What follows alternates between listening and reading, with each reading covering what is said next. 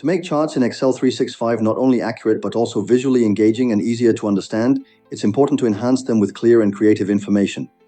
In this guide, we explore how to add useful elements to your chart that improve its visual impact and clarity. Start by selecting the chart you want to enhance. Once selected, look for options to add chart elements. These include features like axis titles, data labels, and legends.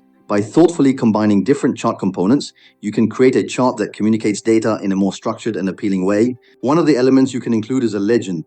A legend helps clarify what each part of the chart represents. You can move it to different locations on the chart to make it more aesthetically pleasing and improve readability. Another useful customization is changing the chart's color scheme.